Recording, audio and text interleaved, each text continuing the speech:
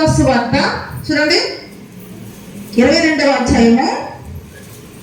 లూకాసు వార్త 22వ అధ్యాయము 40వ వచనం చూడండి. 40వ వచనం. మీరు శోధనలో ప్రవేశించకూడనట్లు ప్రార్థన చేయడం చెప్పి. హల్లెలూయా. మరి ప్రభు ఏం చెప్పారు? అమ్మని చెప్పాలి. ప్రభు ఏం చెప్పారు? యెహోషాపాతు అతని జనాంగం అంతా అక్కడ ప్రార్థన చేసి మనం చూస్తున్నాము. ప్రజెంట్ ఇప్పుడు మనం ఏం చేయమని ప్రభు చెప్పారు? మీరు శోధనలో ప్రవేశించకుండా ఉండాలి అంటే ఎదుర్కొంటాను అన్నారా? మరి ఎక్కడ ప్రవేశిస్తున్నాము? ఎక్కడ ప్రవేశించని చెప్పండి మీరు.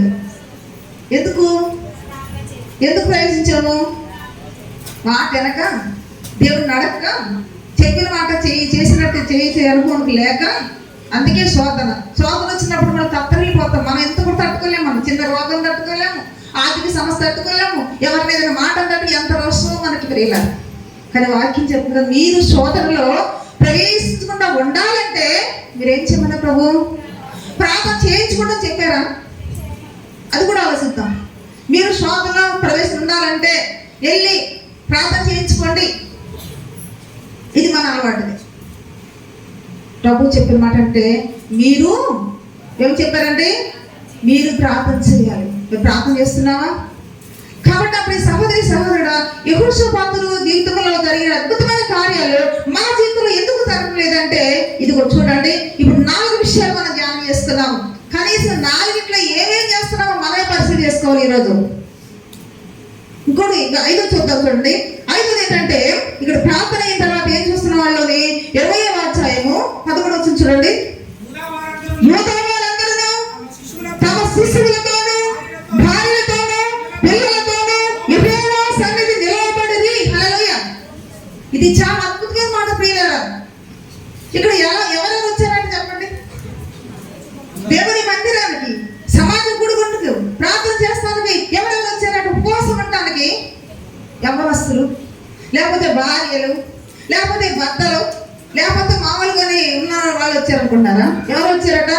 శిశువులను బుక్ చేసినట్టు ఇక్కడ చూసినట్లయితే శిశువులతోనూ భార్యలతోనూ పిల్లలతోనూ యెహోవా సన్నిధి నిలవబడ్డారంట. హల్లెలూయా.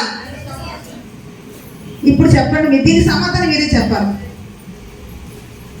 వాళ్ళ కుటుంబాల్లో వారి యొక్క రాజ్యంలో జరిగిన అద్భుతమైన కార్యము వెనక ఏమేమి చేశారు వారు? 4 విషయాలు ధ్యానం చేసుకున్నారు కదా.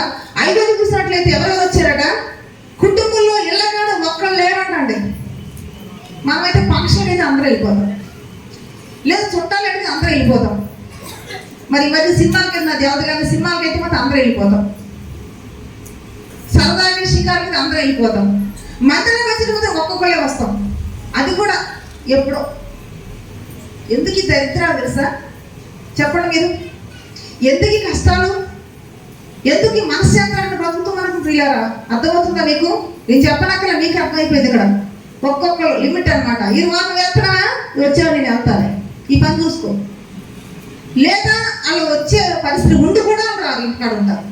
వాక్యం చెప్తుంది కదా, శిశువులు వచ్చారట, పిల్లలు వచ్చారట, భార్యలు వచ్చారట, భర్తలు వచ్చారట, ఇంట్లో అందరూ వచ్చారట. హల్లెలూయా. మరి నీ పరిస్థితి ఏంటి? ఇక్కడ నీ పరిస్థితి ఏంటి? ఒక వాక్యం చూడండి. నిర్గమకాండం చూద్దాం ఒకసారి. నిర్గమకాండము ఎందుకు రావట్లేదంటే దాన్ని మీకు చెప్తాను చూడండి. 10వ అధ్యాయము, నిర్గమకాండం 10వ అధ్యాయము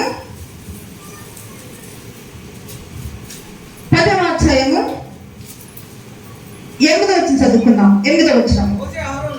మోషే అహరోనులు ఫరో యొద్దకు మరలా రప్పించుచుండగా అతడు మీరు వెళ్ళి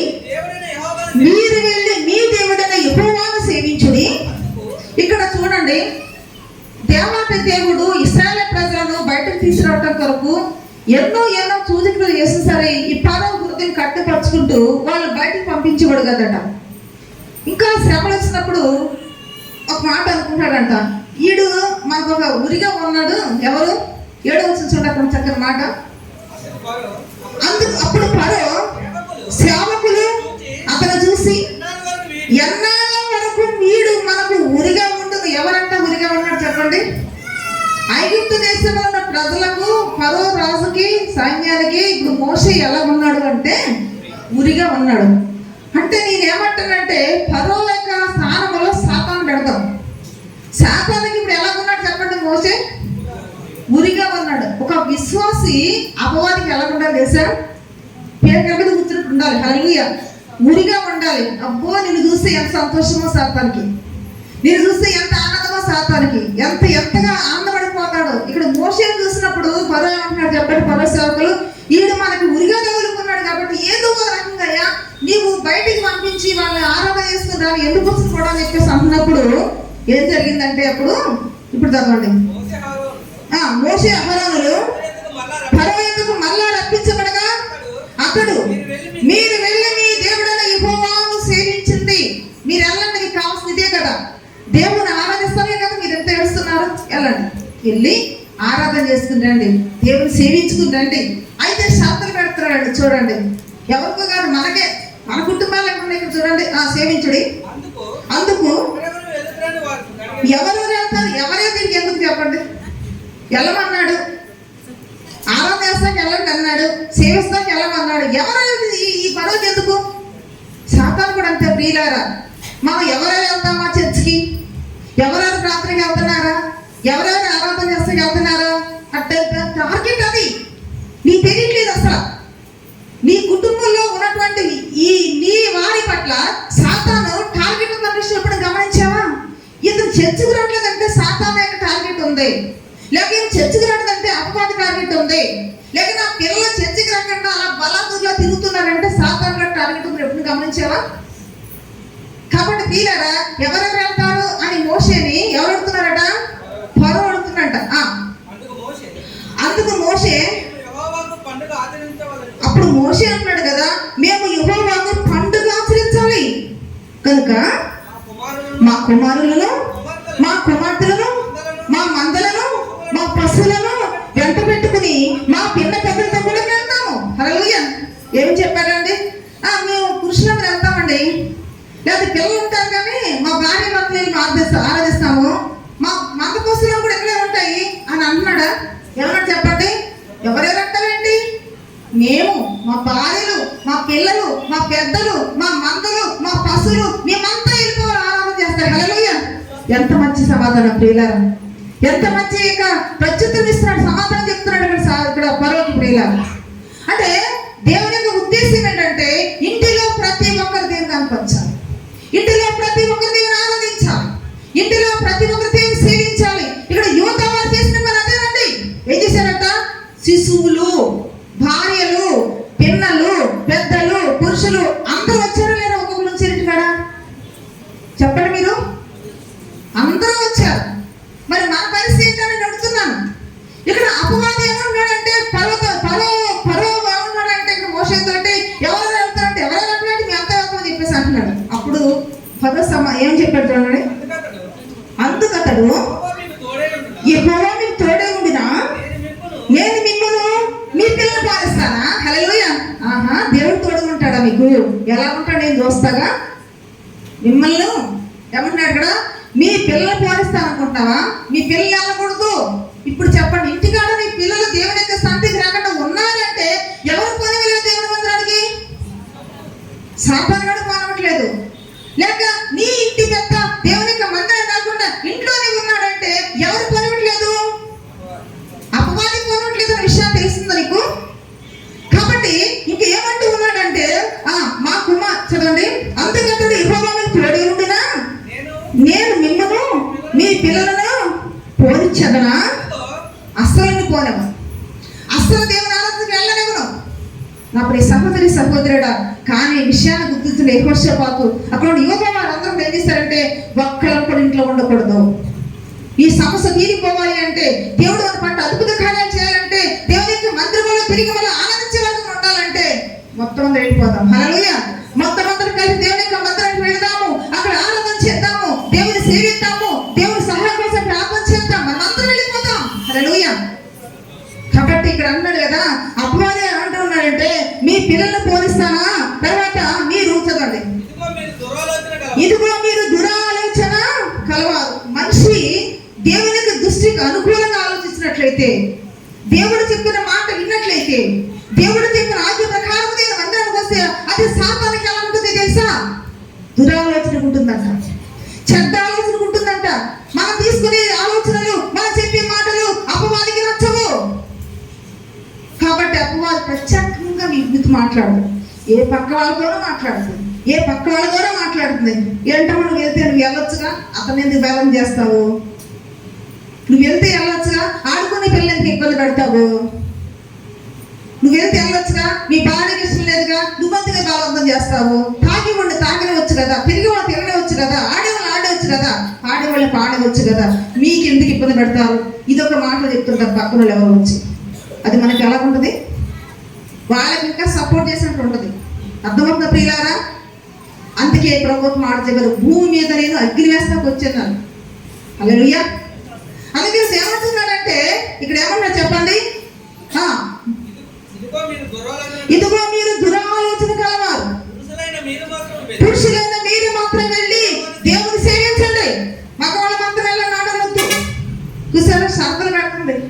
ఈరోజు మన కుటుంబానికి షరతులు ఏమంటారా చెప్పండి? నేను ఒట్టి మాట చెప్తాను కాదు ప్రియులారా, మీ అనుభవం చూసుకోండి. ఎప్పుడో జగన్ ఫస్ట్ కనపడతారు అనుకుంటా పాపం, అంతే. అమ్మకాలు మళ్ళీ మొక్కలు కనపడ, మళ్ళీ అదే రోజు కనపడతాయి. అప్పుడు దాకా మళ్ళీ మొక్కలు ఎలా కూడా మేము చూస్తా కుదరలేదు. అవునా చెప్పండి? అది కూడా పాపం దగ్గరుండి తీసుకొస్తుంది భార్య. రాయ కానీ సంబంధంగా కొద్ది ప్రశాంతంగా ఉంటుందిగా దేవునికి మందిరానికి. ఈ ఒక్క రోజున రారా బాబా అని చెప్పేసి బలవంతంగా పట్టుకుని లాక్కొస్తే కానీ ఆ మొక్కల్లా కనపడు. హల్లెలూయా. ఇది అపవాది చేసేటువంటి పని ప్రియులారా. యెహోషాపాతు జీవితంలో జరిగే అద్భుతమైన కార్యాలు ఈ రోజు మన జీవితం ఎందుకు పొందుకుంటుందో తెలుసా? ఇదే అన్నమాట. మనకి అసలు దానికి ఏమైనా తేడా అసలు పొందుకుందా చెప్పండి? ఒక్కొక్కరిగా కనిపిస్తాం, ఒక్కొక్కరు మొక్కలే కనిపిస్తున్నాయి ఇక్కడ దేవునికి ప్రియులారా. అక్కడ సాతాను కూడా ఏం చేస్తున్నా ఆడుతూ ఉంటాడు. అక్కడ పనికి మారినటువంటి మాటలు మాట్లాడుకుంటూ ఈ మాటలు కుదరదు, హఠాత్తుగా సాతాను కూడా వచ్చేస్తాడు, కుట్టు మీద పడతాడు. అంతేగా తర్వాత అమ్మగారు ప్రార్థన చేయండి, సంఘం ప్రార్థన చేయండి, ఈ రోగం వచ్చింది, ఆ జబ్బు వచ్చిందని చెప్పేసి మన తర్వాత. హల్లెలూయా. అందుకే ప్రభు చెప్పారు, మీరు శోధనలో ప్రవేశించుకున్నట్లు మెలుకుతూ ప్రార్థన చేయాలి. హల్లెలూయా. ఇంకో మాట, మీ విరోధన అపవాది గర్జించు సింహం వలె ఎవరిని మరింగుతానా, ఎవరిని మరి పడగొడతాను చూస్తూ ఉండదంట ప్రియులారా. ఎవరు పడతారు చెప్పండి? ఎవరు మింగుతుంది చెప్పండి? మందిరంలో మింగుతా? దేవునికి సంఖ్య ఉన్న వాళ్ళు మింగే అవకాశం ఉంటుందా? ఈ ఇంటిగా ఉన్నవాళ్ళు దొరుకుతారన్నమాట. అలాగే ఏదో ఒక రోగం, ఏదో ఒక ఆపద, ఏదో ఒక నష్టం, ఏదో ఒక శాపం వస్తుంది, అలా మింగేస్తంతే. నీతిగల మాటలు కట్టాలనుకుంటే ప్రియులారా ములుకోలంలో ఉంటాయి, కానీ పచ్చి నిజం ఇది. హల్లెలూయా. అందుకని నేను ఏమంటున్నాడంటే, పురుషులైన మీరు మాత్రమే వెళ్ళి యెహోవాను సేవించుడి, మీరు కోరినది అదే కదా అని వారితో అనగా ఫరో సమక్షంలో నుండి వారు వెళ్ళగొట్టబడి. హల్లెలూయా. ప్రియులారా, తర్వాత మళ్ళీ దేవుడు శోధించారు. దేవుడు రకరకాలుగా పరీక్ష పెట్టినప్పుడు ఇక ఈ బాధ తట్టుకోలేక మీ దండం పెట్టుకుని వెళ్ళిపోండి అన్న. చూడండి ఇక్కడ చూడండి, 24 వచ్చిన చూడండి, 23 వచ్చిన పెట్టదండి. 3 దినములు కనుగొనలేదు, 3 దినములు కూడా చీకటి చెప్పేసింది ప్రియులారా. దేశమంతా చీకటి, చిమ్మ చీకటి కనిపించాడు దేవుడు ప్రియులారా. ఎందుకంటే ప్రకృతిని శాసనకర్త మన దేవుడు. హల్లెలూయా. మనం ఆయన పట్ల విశ్వాసం కలిగి ఉంటే, ఆసక్తి కలిగి ఉంటే, నీకున్నటువంటి ప్రతి ఒక్క ఆటంకం కలిగించే శక్తి దేవుడికి ఉంది. హల్లెలూయా. ముందు మనకు మనసు ఉండాలంట. ఏముండాలి మనకు చెప్పండి? వీళ్ళు రాజీ పడ్డారా? ఏమండి, మోషే అహరోనులు సరే పరో ఇంతవరకు నువ్వు ఏదో రకంగా అడ్జస్ట్ అయిపోతున్నావు చెప్తున్నావు కాబట్టి మేము వెళ్ళి వస్తాము, నువ్వు చెప్పినట్లుగానే మేము పురుషులంతా వెళ్తాము, దేవుని ఆరాధన చేస్తాము, మా పిల్లలు ఎక్కడ వదిలి పెడతాం, మా భార్యను పెడతాం, మా పోసలను పెడతాం అన్నారా? చెప్పాలి మీరు అన్నారా? రాజీ పడలేదు. మేమందరం వెళ్ళాలంతే. మేము ఎట్టి పరిస్థితి రాజీ పడము, మేమందరం వెళితే అందరం వెళ్ళాలంతే. ఒక్కడికి కూడా సాధారణ కూడా దొరకకూడదన్న పంతం. హల్లెలూయా. అయితే ఇక్కడ ఏం జరిగిందంటే 24 వచ్చినాం, ఫరో మోషేని పిలిపించి మీరు వెళ్ళి యెహోవాను సేవించుడి, మీ మందలు మీ పశువులు మాత్రమే ఎక్కడ చూడండి. ఒక్క పక్షాన సాతానుడు అందుకే ఈ మాట తెలుస్తున్నాడు ప్రియులారా. సరే మీరు అందరూ వెళ్ళగానే మందలు వెళ్ళకూడదు, పశువులు వెళ్ళకూడదు. దేవుని యొక్క లేఖనం ఏం చెప్తున్నారు ప్రియులారా? మనం అంతా కూడా దేవునికి దాసులము, దేవునికి బిడ్డలం కానీ నీకు సంపాదించింది మాత్రం ఏది దేవునికి ఇవ్వకూడదు. ఇది ఒక షరతు అంట పిల్లరా. మీ మందలు కానీ మీ పశువులు కానీ ఏది కూడా అక్కడ తీసుకుని వెళ్ళకుండా మీరు మాత్రమే వెళ్ళండి, కట్టుబడితే వెళ్ళండి. అది కూడా మీ సంపాదన మాత్రము దేవునికి ఇవ్వకూడదు. ఇదో కాదంటే ప్రతి ఒక్కటి ఆంక్ష పెడుతూ ఉంటాడంటే ఎవరు? సాతానుడు. అప్పుడు ఏమంటున్నాడంటే, ఇది మోషే ఏమన్నాడంటే చూడండి, మీ మందలు మీ పశువులు మాత్రమే ఉండవలను, మీ బిడ్డలు మీతో కూడా వెళ్ళవచ్చునగా 25 వచనము. మోషే, మేము మా దేవుడైన యెహోవాకు అర్పించవలసిన బలి నిమిత్తము, హోమ అర్పణ నిమిత్తము నీవు మాకు పశువులు ఇవ్వాలి, మా పశువులను మాతో కూడా రావాలి. ఒక డెక్క విడవబడదు, మా దేవుడైన యెహోవాను సేవించుటకు వాటిలో నుండి తీసుకోవాలను, మేము దేనితో యెహోవాను సేవించాలను అక్కడ చేరటం మాకు తెలియదు. నేను హల్లెలూయా. ఒక్క డెక్క కూడా విడిచిపెట్టము. ఏమంటాడంటే ఒక్క డెక్కడ ఒక చిన్న పిల్లలు కూడా విడిచిపెట్టం, మొత్తం పట్టుకెళ్ళిపోతాం. హల్లెలూయా. అంటే సాతానుకి దేవుడికి మధ్య ఉన్నటువంటి పరిస్థితులు ఇలా ఉంటాయండి. దేవునికి ఉద్దేశం అంటే మనం అందరం పరిపూర్ణంగా దేవుల్లో ఉండాలి, మనం అందరం పరిపూర్ణంగా దేవుని ఆరాధించాలి, మనకున్న సమస్య కూడా దేవుని కనపరుస్తూ ఉండాలి అని దేవుడి కోరిక. సాతాను ఏమిటంటే ఒకళ్ళని కొసరేత్తం ఉంటుందన్నమాట. ఇందుకు వేలు చాలే అర్థమవుతుందంటే ఎవరో ఒకరి ద్వారా సాతాను కాడ కొంచెమన్నా తల ఉండాలి అక్కడ, అంతే. భర్తన్నా ఉండాలి, భార్య అన్నా ఉండాలి, లేకపోతే పిల్లన్నా ఉండాలి. మీరు వెళ్ళండి కానీ కనీసం మీ హృదయ సాంప్రదాయం ఉండకూడదు. ఇది అనమాట ప్రియులారా. అందుకని నేను ఎందుకు ఈ విషయాన్ని చెప్తున్నాడు ప్రియులారా, ఇవన్నీ కూడా ఎదిగినటువంటి యెహోషాపాతు యోధా ప్రజలందరూ కూడా ఏం చేశారంట? శిశువులు, పిల్లలు, భార్యలు, పెద్దలు, పురుషులు ప్రతి ఒక్కరు ఎక్కడికి వచ్చారంట? దేవుని మందిరానికి వచ్చారు. ఎందుకు సేవకులుగా చెప్తున్నాను ప్రియులారా, ప్రభు అయిన యేసునందు విశ్వాసం ఉంచినట్లయితే నీవు ఇంటి వారందరూ రక్షించబడతారని దేవునికి ఇలాగ ఆధారం చేసుకుని ఏమంటారంటే విశ్వాసం చాలు కదా, ఒకరు ఉంటే సరిపోతారు అనుకుంటున్నాం ప్రియులారా. ఒకరితో కాదు, ఎవరు తింటే వాళ్ళకి నిండుద్ది, ఎవరు బతుకుంటే రక్షణ వాళ్ళకి ఉంటుంది. అందుకని ఇది ఎవరి ప్రాణం వాడదే, ఎవరి రక్షణ వాడదేనండి. నువ్వు దేవుని మందిరానికి వస్తున్నావు, మంచిదే, నీకే రక్షణ ఉంటుంది, పరలోకానికి మార్గం ఉంటుంది. మరి నీ భర్త పరిస్థితి ఏంటంటాను, నీ భార్య పరిస్థితి ఏంటంటాను? భార్య భర్తలు ఇద్దరు దేవుని మందిరానికి వస్తున్నారు, మరి నీ పిల్లలు దేవుని మందిరం, మరి నీ పిల్లల పరిస్థితి ఏంటంటున్నాను? అది నరకాలనుకుంటే నీకు ఇష్టమేనా? ఏమండి, పోయిన వారం చదువుకున్నాం కదా, మనము ఆ ధనవంతుడు ఏమంటే నాకు భూమి మీద 5 సహోదరులు ఉన్నారు, వాళ్ళు ఈ నరకానికి రాకుండా ఉండడానికి నువ్వు ఒకసారి లాజరు పంపించమంటున్నాడు. అంటే ఆ యాత్ర అనేది అక్కడ పడుతున్నాడు కాబట్టి, ఆ నరకానికి అతను చూస్తున్నాడు కాబట్టి నువ్వు ఒక్కసారి వెళ్ళయ్యా పంపించు, ఆ లాజరు పంపిస్తే వాళ్ళని ఇక్కడ రాకుండా నీ దగ్గరికి వస్తారంటే ఏం చెప్పాడు అబ్రహాము?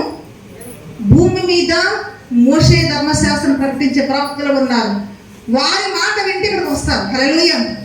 ఈ రోజు మన జీవితంలో ప్రియులారా, మనం నరకానికి వెళ్ళకుండా ఉండాలంటే ఇక్కడికి రావాలి, దేవుని యొక్క వాక్యం వినాలి, వాక్యాసరంగా జీవించాలి. హల్లెలూయా. అందుకని ఇప్పుడు ఎన్నో విషయాలు ధ్యానం చేసుకున్నాం కదా. మళ్ళీ వద్దొచ్చు 2 దినవృత్తాంతములు 20వ అధ్యాయము 13 ఏం చదువుకున్న 5వది కానీ కుటుంబంలో అందరూ కూడా కలిసి దేవుణ్ణి ఆరాధించారు. తర్వాత ఇంకా ఆరాధన చేసినట్లయితే 14 చూడండి. అప్పుడు మత్తన్యాకు పుట్టిన యెహీయేలు కుమారుడైన బెనాయాకు జననమైన జకర్యా కుమారుడును ఆసాపు సంతతి వాడును లేవీయుడునకు యెహజీయేలు సమాజంలో ఉండెను. హల్లెలూయా. ప్రియులారా, వీళ్ళందరూ కలిసి ప్రార్థన చేస్తున్నారు, వీళ్ళందరూ దేవునికి సహాయం కోసం ఏడుకుంటున్నారు. ఈ కుటుంబ సమేతంగా మందిరంలో ఉన్నారు. అప్పుడంట దేవుని ఆత్మ ఒక వ్యక్తి మీదకి వచ్చిందంట. హల్లెలూయా. ఒక యెహెజ్కేలు అంటే ఒక వ్యక్తి మీదకి దేవుని ఆత్మ వచ్చి ఏమాట్లాడుతుందంట చూడండి. యెహోవా ఆత్మ అతని మీదకి రాగా అతడు ఇలాగూ ప్రకటించాను. చూడండి తర్వాత ఇదంతా కూడా 15 చూసినట్లయితే ఇంటికి వెళ్ళి చదువుకోండి. అయితే అక్కడ ఏమంటాడంటే జరగబోతున్న కార్యముల గురించి దేవుని ఆత్మ అతనిలో ఉండి మాట్లాడిందంట. హల్లెలూయా. మాట్లాడినప్పుడు అంటే ఈ రోజు మనకు బైబిల్ ఉంది, ఈ రోజు చక్కగా సువార్త ఉంది, ఈ రోజు దేవుని యొక్క వాక్యం ఉంది ప్రకటిస్తానికి.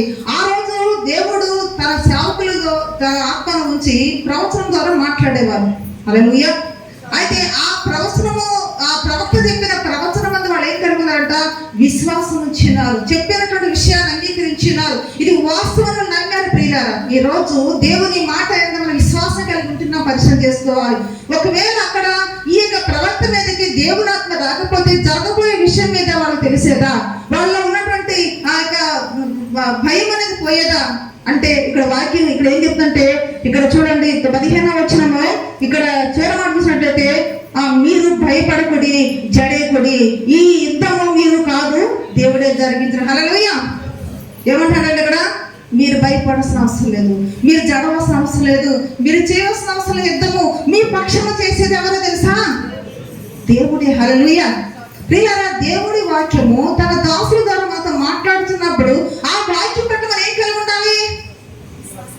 విశ్వాసమే కలిగి ఉండాలి. అంటే వాళ్ళు చేసిన మంచి పని కంటే దేవుడు తన ప్రవక్తను ఎన్నుకొని ఆ ప్రవక్తలో ఉండి తన ఆత్మ ద్వారా మాట్లాడుతున్నప్పుడు ఆ మాట మీద పరిపూర్ణ విశ్వాసాలు కలిగి ఉన్నట్టు మనం చూస్తున్నాం. హల్లెలూయా. కాబట్టి ఒక విశ్వాసి దేని మీద నమ్మకం కలిగి ఉండాలి దేవుడి కార్యాలు జరగాలంటే? చూడండి, యోహాను సువార్త 11వ అధ్యాయము ప్రభు మనతో చెప్పే మాట ఏమిటంటే, 11వ అధ్యాయము 40 వచనం చూడండి. యోహాను సువార్త 11:40. అందుకు యేసు, నీవు నమ్మిన యెడల దేవుని మహిమ చూద్దువని నేను నీతో చెప్పలేదా? హల్లెలూయా. ప్రియులారా, ఇక్కడ ప్రభు చెప్పే మాట అంటే, నువ్వు నమ్మినట్లయితే దేవుని యొక్క మహిమ నువ్వు చూస్తావు. ఆ రోజు మార్తా మరియతో చెప్పిన మాటే కాదు, ఈ రోజు నా ప్రియ సహోదరి సహోదరుడా, ఇదిగో యెహోషాపాతు జనులందరూ కూడా ప్రవక్తుడు యెషయా చెప్పినటువంటి మాటను వాళ్ళు ఎలాగైతే విశ్వసించినారో, ఈ రోజు దేవుడితో మాట్లాడుతున్న మాటలంతా కూడా నమ్మినట్లయితే దేవుని యొక్క మహిమ అద్భుత కార్యం నీ పట్ల చేస్తున్న ఎటువంటి సందేహం లేదు. హల్లెలూయా. అందుకే ఏమంటానంటే, నువ్వు నమ్మిన యెడల ఏం చూస్తావట? దేవునికి మహిమను చూస్తావు. వాడు నమ్మేది ఎక్కడ? ఇదిగో యుద్ధం చేసేది మనము కాదంట, దేవుడే చేస్తాడట. మనం భయపడాల్సిన అవసరం లేదంట, జడవలసిన అవసరం లేదంట. దేవుడు మనకు చెప్పారు కదా, నాకు నిజంగా జరిగింది అది. హల్లెలూయా. మరి మనం ఏం చేయాలి చెప్పండి? ఆ కార్యాలు, ఆ మహిమగల కార్యాలు మన జీవితంలో దేవుడు చేయాలంటే మనం ఏం చేయమని ప్రభు చెప్పారు ఇక్కడ? నీవు నమ్మిన యెడల. అందుకే నమ్ముట నీ వలన అయితే నమ్ముకోని సంవత్సరం కూడా సాధ్యమే. హల్లెలూయా. కాబట్టి ఇది మళ్ళీ తర్వాత మనం ఏం చూసామంటే, ఆ రోజు మనం ఏం చూసాము? వారు దేవుని యొక్క మాటల యందు విశ్వాసం నమ్మికించినప్పుడు దేవుడి కార్యాలు చేసి మనం చూస్తున్నాం. ఇది 7ది మనం చూసినట్లయితే చాలా అద్భుతమైనటువంటి ఇక్కడ కార్యం మనం చూడబోతున్నాం ప్రియులారా. వాళ్ళు చేసింది ఏమిటంటే, చూడండి 20వ అధ్యాయము 19 చదవనా? 19 నుండి. కహాతీయుల సంతతి వారును కోరాహీయుల సంతతి వారును లేవీయులు నిలబడి గొప్ప శబ్దముతో ఇశ్రాయేలు దేవుడని యెహోవా స్తుతించిరి. ఇక్కడ 21 వచ్చిన చూడండి. మరియు అతడు జనులకు హెచ్చరిక చేసిన తర్వాత యెహోవాను స్తుతించుటకును గాయకులను ఏర్పరిచి వారు పరిశుద్ధ అలంకారములు ధరించి సైన్యముల మధ్య నడుచుచు యెహోవా కృప నిరంతరముండును, ఆయనను స్తుతించుడి అని స్తోత్రము చేయుటకు వారు నియమించెను. వారు పాడుటకును స్తుతించుటకును మొదలు పెట్టగా యెహోవా యోధా వారి మీదకి అమ్మోనీయులకు. హల్లెలూయా. లాస్ట్ వాళ్ళు ఏం చేస్తారు తెలిసిందా? చివరిగా ఇక్కడ యెహోషాపాతు అక్కడ ఉన్నటువంటి ప్రజలందరూ ఏం చేశారంటే, లేవీయులు అనగా ఎవరు? యాజక సమూహము. దేవుని స్తుతించేవారు, దేవుని కనపరిచేవారు, దేవుని ఆరాధించేవారు. అయితే వీళ్ళందరూ కూడా ప్రియులారా దేనికి నిలబడ్డారంటే, వాళ్ళు దేవుని స్తుతిస్తానికి, దేవునికి పాటలు పాడటానికి, దేవుని ఆరాధిస్తానికి, దేవుని కనపరిస్తానికి నిలబడుతున్నారంట. హల్లెలూయా. ఇంతవరకు చేసినది ఒక ఎత్తు అయితే ప్రియులారా, వీళ్ళందరూ కూడా దేవుని ఆరాధిస్తున్నప్పుడు మనం చివరి వరుస చూసాం. అక్కడ వాళ్ళు ఒకరికొకరు కొడలు వచ్చేసినట్టు. హల్లెలూయా. నేను ఎందుకు ఆరాధన చేయాలని అంటాను మిమ్మల్ని తెలుసా? ఆరాధన అనేది చాలా విలువైంది ప్రియులారా, చాలా ప్రాముఖ్యమైంది. అందుకే పోయిన వాళ్ళు ఎందుకు కోపడ్డారంటే ప్రియులారా, ఆరాధన చేసేటప్పుడు దేవుడు అద్భుతమైన కార్యాలు చేయాలంటే నిద్రపోకాలు వేసి కూర్చోకూడదు ఇక్కడ. హల్లెలూయా. దేవుని యొక్క సన్నిధి ఆరాధనలో ఏముంటాయి చెప్పండి? దేవుని స్తుతించడం ఉంటుంది, దేవుని గణపరచడం ఉంటుంది, దేవుని హెచ్చించడం ఉంటుంది, దేవునికి పాటలు పాడటం ఉంటుంది. ఇవన్నీ కలిస్తే ఏం చెప్పండి? ఆరాధన. పొడి పాటలు పాడేయటం కాదు, పొడిగా నేర్చుకుని పాడేయటం కాదు. మనసు పూర్తిగా దేవునికి సన్నిధిలో నీ నిలబడిన నీవు నీ హృదయంలో ఆహ్వానించాలి, నీ హృదయంలో స్థానం ఇవ్వాలి. నువ్వు ఆయన హెచ్చించాలి. అవసరమైతే విరిగిపో, అవసరమైతే నలిగిపో, పిండే పడాలంతే. హల్లెలూయా. వీళ్ళు ఏం చేశారట? పరిశుద్ధ అలంకృతం చదవండి. అప్పుడు 20 వచ్చిన 21 చూడండి. మరియు అతడు జనులకు హెచ్చరిక చేస్తారు. ఈ హెచ్చరిక ప్రియులారా, ఆరాధన అంటే ఏంటనుకుంటున్నారు? హెచ్చరికతో కూడింది. అంతేగాని అటు ఇటు తిరుగుకోవడం, కడిగి చూడటం, తర్వాత ఏమో వాళ్ళందరూ చప్పలు కొట్టుంటే సూర్యుడు వేసినట్టు ఎలా పెట్టుకోవడం అలా కాదు. మనస్ఫూర్తిగా దేవుని స్తుతించాలి, మనస్ఫూర్తిగా దేవుని ఆరాధించాలి. నువ్వు ఆరాధనించినప్పుడు, నువ్వు కనిపిస్తున్నప్పుడు, దేవుని స్తుతిస్తున్నప్పుడు అపవాది పారిపోతాడు. హల్లెలూయా. అపవాది అందరూ దండ తీసుకొచ్చింది అక్కడికి. ఎక్కడ తీసుకొచ్చింది? యెహోషాపాతు రాజ్యం మీదకి ఎవరైనా పోగేసిందంట. చూడండి ఇక్కడ ఎవరైనా పోగేసిందంట. 22 వచ్చింది చూడండి. వారు పాడుటకును స్తుతించుటకును మొదలు పెట్టగా యెహోవా యోధావారి మీదకి వచ్చిన. ఇప్పుడు చూడండి ఎవరెవరు అంటే వచ్చారంట యోధావారి మీదకి. ఎవరంట? అమ్మోనీయుల మీదను, మోయాబీల మీదను, సెయీరు మన్యవాసుల మీదను మాటుగాండు పెట్టను కనుక వారు హతులేరు. అంటే ఇంతమంది కూడా వచ్చారంట. ఎవరి మీదకి వచ్చారు? యోధావారి మీదకి వచ్చారు. ఇప్పుడు వీళ్ళు స్తుతిస్తున్నారు, వీళ్ళు గణపస్తున్నారు, వీళ్ళు దేవుని ఆరాధిస్తున్నారు. ప్రభావం స్తుతిపాత్రులు అని వీళ్ళందరూ కూడా దేవునికి కృతజ్ఞత చెల్లించు దేవుని ఆరాధిస్తున్నప్పుడు ఒక మాట చెప్తుంది చూడండి ప్రియులారా. ఆరాధన అనేది దేవుడు చేసిన మేలు బట్టి ఉంటుంది, చేయబోతున్న కార్యాలు బట్టి కూడా ఆరాధన అవసరం. హల్లెలూయా. మరి చేసిన మేలుకి నువ్వు దేవునికి కృతజ్ఞత చెల్లించవా? ఇక్కడ జీవితంలో గొప్ప గొప్ప కార్యాలు జీవితంలో పొందుకోవాలంటే అందుకు దేవుని ఆరాధించవా? నాకు అవసరం లేదు, దేవుడి కార్యం చేయ అవసరం లేదంటే నల్లగడ కూర్చోండి, నేను బలవంతం చేయను. చేసిన మీద కూడా నేను ఏమాత్రం నోరు మెదపను, చేతులు మెదపను, ఉదయం కదిలిపోయినట్టు అని కూర్చోండి. హల్లెలూయా. అందుకని ఇక్కడ వీళ్ళందరూ దేనికి మొదలెట్టారట? ఏం మొదలెట్టారట? చూడండి, వాళ్ళందరూ దేవుని స్తుతిస్తానికి మొదలు పెట్టారు, పాడటానికి మొదలు పెట్టారు, దేవుని గణపస్తానికి మొదలు పెట్టారు, దేవుని ఆరాధిస్తాను మొదలు పెట్టారు, దేవుని హెచ్చిస్తాను మొదలు పెట్టినారు. దేవుని గణపస్తూ ఉన్నారు. వీళ్ళు ఇక్కడ ఆరాధన చేస్తూనే ఉన్నారు, వీళ్ళు గణపస్తూనే ఉన్నారు, దేవుని హెచ్చిస్తూనే ఉన్నారు, దేవుని కృతజ్ఞత చెప్తూనే ఉన్నారు. అక్కడ దేవుడి కార్యం చేశారు. హల్లెలూయా. చూడండి, మీకు అర్థమవుతుంది మాట. వారు ఏం ధరించారంటే చెప్పండి? పరిశుద్ధ అలంకారం ధరించారంట. పరిశుద్ధ అలంకారం ధరించారంట. లేవీయులకు ఉండవలసినటువంటి పరిశుద్ధమైన అలంకారాలు ధరించుకున్నారు. ఈరోజు నువ్వు పరిశుద్ధతను కలిగి, నువ్వు కృతజ్ఞత భావాన్ని కలిగి, దేవునికి నచ్చిన హృదయాన్ని కలిగి, దేవునికి ఇష్టమైన హృదయాన్ని కలిగి ఆరాధిస్తే దేవుడు అద్భుత కార్యాలు చేస్తారు. హల్లెలూయా. మన హృదయం అంతా చెడుతో నింపుకొని, మన హృదయం అంతా పరికి మనసు నింపుకొని ఎక్కడెక్కడికో వెళ్ళిపోతాం అంత కళ్ళు మూసుకొని. లేదంటారా? మీ హృదయానికి తెలుస్తుంది ఏది కానీ ఆరాధిస్తా నిలబడతాం కానీ ఎక్కడెక్కడో అక్కడ తలుపేసి వచ్చానో లేదు, అక్కడ ఏం పెట్టానో, ఏం జరుగుతుందో లేదు, అక్కడ ఇక్కడ అంతా తిరుగుతూ ఉంటుంది. దెయ్యం తిరుగుతూ ఉన్నట్టు తిరుగుతూ ఉంటుంది. హల్లెలూయా. ఇక అందుకే సాతానికి కావాల్సినదే మనుషులైతే విగ్రహాలు కూర్చున్నారు కానీ మనసు ఎక్కడికో వెళ్ళిపోతుంది అంతే. కానీ ఏం ధరించుకున్నారు వాళ్ళు? మాట్లాడేంటంటే ఏం ధరించుకున్నారు వాళ్ళు? పరిశుద్ధ అలంకారం ధరించుకుని ఏం చేశారట? ధరించుకుని సైన్యం మీద నడుస్తూ పాటలు పాడి ఆరాధించే వాళ్ళట. లేవీయులు ఎక్కడ ఉండేవారట చెప్పండి? సైన్యం ముందు ఉండేవారట. మరి ముందు ఉంటున్నారు కానీ దేవుని ఆరాధిస్తున్నావు నువ్వు? పేరుకి మాత్రం ముందు కూర్చున్నట్టు ఉన్నావు కదా, దేవుని సరైన విధంగా నువ్వు ఆరాధించేందుకు పరిశీలన చేసుకోవాలి. హల్లెలూయా. వాళ్ళు ఏం చేశారట?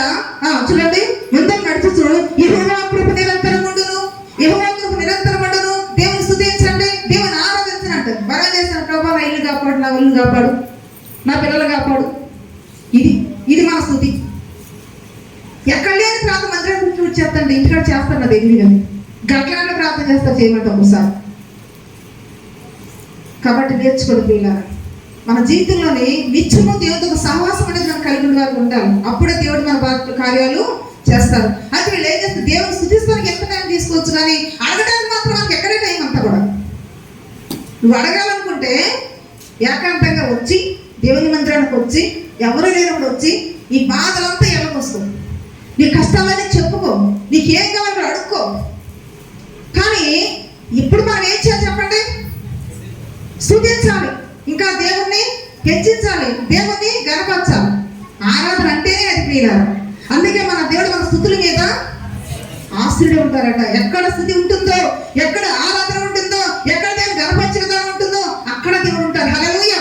అందుకే ఎక్కడ ఇద్దరు ముగ్గురు ఆయన నామాలు కూడా ప్రార్థన చేస్తారో అక్కడ ఉంటారు. ఎంతసేపు అడుక్కునే వాళ్ళకి అడుక్కోవటం కాదు. నీ అవసరాలు దేవుడు తెలుసు, నీ అవసరాలు నీ ఎక్కడ దేవుడు తెలుసు. కానీ దేవుని మనం ఏం చేద్దామండి, దేవుని హెచ్చించడం స్థుతించడం వేరే, అడగటం వేరే. దీనికి మీకు వ్యత్యాసం తెలుస్తున్నా తెలియదు, కానీ అడగటం వేరుంటుంది, పొగట్టం వేరుంటుంది. ఇప్పుడు మన దేవుని ఏం చేద్దాం మీ భాషలో చెప్పాలంటే పొగడాలా అడగాలా? మాట్లాడేటండి పొగడాలి. దేనికి పొగడాలి? ఆయన యొక్క సృష్టికర్త కాబట్టి, ఆయన ప్రేమను బట్టి, ఆయన పరిశుద్ధతను బట్టి, ఆయన ఔన్నత్యతను బట్టి, ఆయన గొప్పతనాన్ని బట్టి మనం పొగుడుతూ ఉండాలి. పొగుడుతూ ఉంటే అప్పుడు మనకేం కావాలో ఆయన మనకి ఇస్తూ ఉంటాడు. మనం ఈ చేయం, పొగిడే పనే లేదు మనకి, ఆ సెక్షన్ మనకు లేదు. అది అడగటమే ఎంతసేపు అడగటమే. నాకు అది కావాలి, ఇది కావాలి, ఇది కావాలి, అది కావాలి అడిగితే ప్రియులారా, నీకు అక్కడగా ఉన్నవి ఏవో నువ్వు అడగకుండా ఆయనకు తెలుసంట. కాబట్టి అన్యజనులు చెప్పాలి, మీరు వాటిని గురించి విచారిస్తారు. కానీ మనం ఏం ఎదగాలి? ఆయన నీతిని, ఆయన రాజ్యాన్ని ఎదగాలి. హల్లెలూయా. కాబట్టి ఇక్కడ ఏం చేస్తారంటే ప్రియులారా, యెహోవా కృప నిరంతరం ఉండెను, ఆయన స్తుతించుడి, ఆయన స్తోత్రము చేయుటకు వారు నియమించెను, వారు స్తుతి పాడుటకును స్తుతించుటకు 22వ వచనం మొదలు పెట్టగా యెహోవా యోధా వారి మీదగా వచ్చినటువంటి అమ్మోనీయులను, మోయాబీయులను, శేయీరు మధ్యవాసులను మాటుగండలు పెట్టను కనుక వారు హతులయ్యారు. 23వ వచనం అమ్మోనీయులను, మోయాబీయులను, శేయీరు మధ్యవాసులను బొత్తిగా చంపి నిర్మూలన చేయాలని పొంచి ఉండి వారి మీద పడి వారు శేయీరు కాపుదశను కడగొట్టించిన తర్వాత తమలో ఒకరిని ఒకరు చంపుకోవడం మొదలెట్టారు. హల్లెలూయా. ఎంత ఆశ్చర్యకరమైన మన దేవుడు, ఎంత అద్భుతంగా చేస్తాడు ప్రియులారా. అందుకే తన బిడ్డల విషయంలో ఆయన ఏం చేస్తారట, ఆశ్చర్యకారం చేసే దేవుడు. అది మన జీవితంలో జరగాలంటే ముందే చెప్పాను. ఇక్కడ 20వ అధ్యాయం మొదటి వచ్చిన కాడ నుంచి ఇక్కడ 23వ వచనం మధ్యలో ఏం జరిగింది చెప్పండి మీరు? 7 విషయాలు చెప్పడం జరిగింది. హల్లెలూయా. కాబట్టి ఏది దేవుని విషయంలో క్రమబద్ధమైనటువంటి వ్యక్తిని కనపరచాలో అది వారు కనపరిచారు. కాబట్టి శత్రువులు ఎవరు చంపారు ఇప్పుడు చెప్పండి? యెహోషాపాతు చంపాడా? యెహోషాపాతు యొక్క సైన్యం చంపారా? ఎవరు చంపారండి? దేవుడే చంపారు. కానీ వాళ్ళు ఏది చెయ్యాలో అది చేశారు. మరి ఈరోజు చెప్పండి, నీ సమస్యను దేవుడు చంపాలి అంటే, నీ శత్రువును దేవుడు ఓడించాలి అంటే, 10,000 మంది మొహాయించాలని భయపడ చెప్పేసి దండెత్తి వచ్చిన భయపడిన దావీదును ఎందుకన్నాడంటే ప్రియులారా, మనం చేయవలసి మనం చెయ్యాలి. కాబట్టి నా ప్రియ సహోదరి సహోదరుడా, అప్పుడు ఏం చేసిన శత్రువులు వాళ్ళకి గొడవలు వచ్చి వాళ్ళే తిట్టుకోవటం, వాళ్ళే తనుకుని వాళ్ళని చచ్చిపోయారు. ఈ సమస్య కూడా అలాగే పోతుంది. అందుకని మనం కూడా ఏం చేయాలంట, చివరికి మార్క్స్ వాక్యం ముగించేసుకుందాము. వాళ్ళు కూడా దేవుని ఆరాధిస్తూ పాడుతున్నప్పుడు చూడండి, కొలస్సీ రాసిన పత్రిక 2వ అధ్యాయం 15వ చూసి వాక్యం ముగించుకుందాం. కొలస్సీ రాసిన పత్రిక 2వ అధ్యాయం 3వ అధ్యాయం 16 చూడండి. 3:16 సంగీతములతోను కీర్తనలతోను ఆత్మ సంబంధమైన పద్యములతోను ఒకరికి ఒకడు బోధించుచు బుద్ధి చెప్పుచు కృపాసహితముగా మీ హృదయములలో దేవుని గురించి గానము చేయుచు సమస్త విధముల జ్ఞానముతో క్రీస్తు వాక్యము మీలో సమృద్ధిగా నిలబడి నివసింపనీయుడి. హల్లెలూయా. ఈరోజు మనం ఏం చేయాలి? ఒకరిని ఒకరు ఆత్మసమైన పాటలతో పాడేవాళ్ళే పాడతాం కాదు. నీ పాట ఎలా ఉండాలి తెలిసిందా? దేవుని ఆత్మచేత అభిషేకించిన వ్యక్తిగా ఉండాలి. ఈ పాట 10 మంది కదిలించేలా ఉండాలి. నీ పాటలో మాధుర్యాన్ని దేవుడు ఆనందించే విధంగా ఉండాలి. కాబట్టి అప్పుడు ఏముంటుందంట, అది అలా ఉండాలంటే ఆత్మ అనేది నీలో ఉండాలి ప్రియులారా. అందుకే దేవుని ఆత్మ చేత ఎవరికి మాట్లాడలేదా? ఎందరూ నడిపించబడతారో వారందరూ దేవుని కుమారులు, దేవుని కుమార్తెలు. నేను ఎందుకు చెప్పలే కాదు, నేను చెప్పించాలని. హల్లెలూయా. కాబట్టి ఇప్పుడు ఏముండాలి? మనకు ఆత్మ నడిపింపు ఉండాలి, ఆత్మ ఉజ్జీవనంగా ఉండాలి ప్రియులారా. అందుకని ఆ విధంగా ఆరాధిస్తూ క్రీస్తు వాక్యం ఎవరిలో ఉండాలంటే మనలో ఉండాలి. అప్పుడు దేవుడి యొక్క అద్భుతమైన కార్యం మన జీవితంలో చేస్తాడు దేవుడు. హల్లెలూయా. కాబట్టి యెహోషాపాతు జీవితంలో ఆ యూదా వారి పట్ల జరిగించిన అద్భుతమైన కార్యాలు నీ కుటుంబంలో జరిగించాలంటే వాడు చేసిన కార్యాలు మనం కూడా చేయాలి. దేవుడు కొద్దిమందికి ఆదరించుగాక. ఆమె తెల్లవచ్చినట్టయితే ప్రార్థన చేద్దాం. ఈ సమయంలో దయచేసి అందరూ కూడా అందరం మోకరించాం. ప్రతి ఒక్కరు పరిశీలన చేసుకోండి ప్రియులారా.